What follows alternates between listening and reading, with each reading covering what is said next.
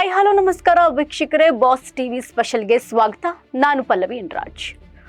ಮುಂದಿನ ಮುಖ್ಯಮಂತ್ರಿ ಡಿಕೆ ಶಿವಕುಮಾರ್ ಅನ್ನುವುದು ಬಹುತೇಕ ಖಚಿತವಾಗಿದ್ರು ಬಂಡೆ ಮೌನಕ್ಕೆ ಶರಣಾಗಿದ್ದಾರೆ. ಅವರ ಈ ಮೌನದ ಹಿಂದೆ ಅವರು ನಂಬುವ ನೊಣವಿನ ಕೆರೆ ಅಜ್ಜಯ್ಯನವರ ಸಲಹೆ ಇದೆ ಅಂತ ಕೂಡ ಹೇಳಲಾಗ್ತಾ ಇದೆ. ಪ್ರಮಾಣ ವಚನ ಸ್ವೀಕರಿಸುವವರೆಗೂ ಮಾತನಾಡದಂತೆ ಶ್ರೀಗಳು ಎಚ್ಚರಿಕೆಯನ್ನ ನೀಡಿದ್ದಾರಂತೆ. ಕಳೆದ 1 ವರ್ಷಗಳಿಂದ ಮುಖ್ಯಮಂತ್ರಿ ಕುರ್ಚಿಗಾಗಿ ನಡೀತಾ ಇದ್ದ ಜಟಾಪಟಿ ಒಂದು ಹಂತದವರೆಗೆ ಬಂದು ತಲುಪಿದೆ. ಸಿದ್ದರಾಮಯ್ಯನವರು ರಾಜೀನಾಮೆ ನೀಡಿದ್ದು ಇದೀಗ ಮುಂದಿನ ಮುಖ್ಯಮಂತ್ರಿ ಯಾರು ಎಂಬ ಬಗ್ಗೆ ಭಾರೀ ಕುತೂಹಲ ಸೃಷ್ಟಿಯಾಗಿದೆ. ಊಹಾಪೋಹಗಳು ಇದ್ರೂ ಕೂಡ ಡಿಕೆ ಶಿವಕುಮಾರ್ ಅವರೇ ಎನ್ನುವುದು ಬಹುತೇಕ ಖಚಿತವಾಗಿದೆ. ಇದರ ಹೊರತಾಗಿಯೂ ಡಿಕೆಶಿ ಅವರು ಯಾರ ಪ್ರಶ್ನೆಗೂ ಕೂಡ ಉತ್ತರಿಸ್ತಾ ಇಲ್ಲ. ಮೌನಕ್ಕೆ ಜಾರಿರೋದು ಬಹಳ ಆಶ್ಚರ್ಯಕ್ಕೂ ಕೂಡ ಕಾರಣವಾಗಿದೆ. ಆದರೆ ಇದೀಗ ಇದಕ್ಕೆ ಉತ್ತರ ಸಿಕ್ಕಿದೆ. ಅಷ್ಟಕ್ಕೂ ಡಿಕೆಶಿ ಅವರು ಮುಖ್ಯಮಂತ್ರಿಯಾಗಿ ಪ್ರಮಾಣ ವಚನ ಸ್ವೀಕರಿಸುವವರೆಗೂ ಮೌನದಿಂದ ಇರುವಂತೆ ಅವರು ಬಹಳ ವರ್ಷಗಳಿಂದ ನಂಬಿರುವಂತಹ ನೊಣವಿನಕೆರೆ ಕರೆವೃಷಭ ದೇಶಿಕೇಂದ್ರ ಶಿವಯೋಗೀಶ್ವರ ಶ್ರೀಗಳು ಅಂದರೆ ನೊಣವಿನಕೆರೆ ಅಜ್ಜಯ್ಯ ಅವರೇ ಹೇಳಿರುವುದಾಗಿ ತಿಳಿದು ಬಂದಿದೆ. ಈ ಹಿಂದೆಯೇ ಅಜಯ್ಯ ಅವರು ಡಿಕೆಶಿ ಮುಖ್ಯಮಂತ್ರಿಯಾಗುವ ಸೂಚನೆಯನ್ನ ಕೊಟ್ಟಿರ್ತಾರೆ. ಇದೀಗ ಅವರು ಮೌನವೇ ಲೇಸು ಎಂದು ಹೇಳಿರುವುದರಿಂದ ಡಿಕೆಶಿ ಅವರು ಗಪ್ಚುಪ್ಪಾಗಿದ್ದಾರೆ. ಕಾಂಗ್ರೆಸ್ ಶಾಸಕಾಂಗ ಪಕ್ಷದ ಸಭೆಯಲ್ಲಿ ನೂತನ ಸಾರಥಿಯಾಗಿ ಡಿಕೆ ಶಿವಕುಮಾರ್ ಅಧಿಕೃತವಾಗಿ ಆಯ್ಕೆಯಾಗಿದ್ದಾರೆ ಎನ್ನಲಾಗ್ತಾ ಇದೆ. ಮತ್ತೊಂದೆಡೆ ನೂತನ ಮುಖ್ಯಮಂತ್ರಿಯ ಪ್ರಮಾಣ ವಚನ ಕಾರ್ಯಕ್ರಮಕ್ಕೆ ಭರ್ಜರಿ ಸಿದ್ಧತೆ ಕೂಡ ನಡೀತಾ ಇದೆಯಂತೆ. ಪಟ್ಟಾಭಿಷೇಕಕ್ಕೆ ದಿನಾಂಕ ಕೂಡ ನಿಗದಿ ಮಾಡಲಾಗಿದೆ. ಬುಧವಾರ ಗೋಧೂಳಿ ಮುಹೂರ್ತದಲ್ಲಿ ಡಿಕೆ ಶಿವಕುಮಾರ್ ಪ್ರಮಾಣ ವಚನ ಸ್ವೀಕರಿಸಲಿದ್ದಾರೆ. ದೊಡ್ಡಲಹಳ್ಳಿ ಕೆಂಪೇಗೌಡ ಶಿವಕುಮಾರ್ ಅವರ ಬಹುದೊಡ್ಡ ಕನಸು ಇಂದು ನನಸಾಗ್ತಾ ಇದೆ.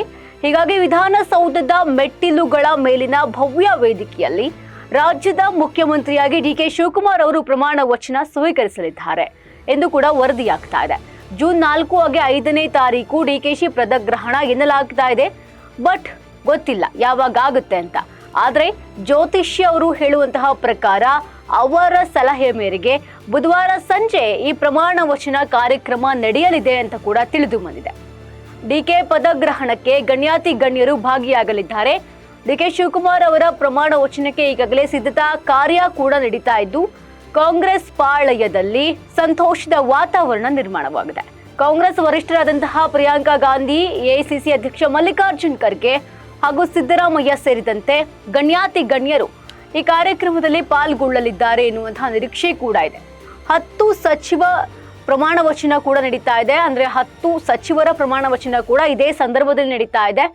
ಅಂದೇ ನಡೆಯುತ್ತೆ ಅಂತ ಕೂಡ ಹೇಳಲಾಗ್ತಾ ಇದೆ. ಡಿಕೆ ಶಿವಕುಮಾರ್ ಅವರ ಜೊತೆಗೆ ಡಿಕೆ ಶಿವಕುಮಾರ್ ಏನು ಸಿಎಂ ಆಗಿ ಪ್ರಮಾಣ ವಚನ ಸ್ವೀಕರಿಸ್ತಾರೆ, ಅದರ ಜೊತೆಗೆ 10 ಜನ ಸಚಿವರ ಪ್ರಮಾಣ ವಚನ ಕೂಡ ಇದೆಯಂತೆ ಸಾಧ್ಯತೆ ಅಂತ ಕೂಡ ಹೇಳಲಾಗ್ತಾ ಇದೆ.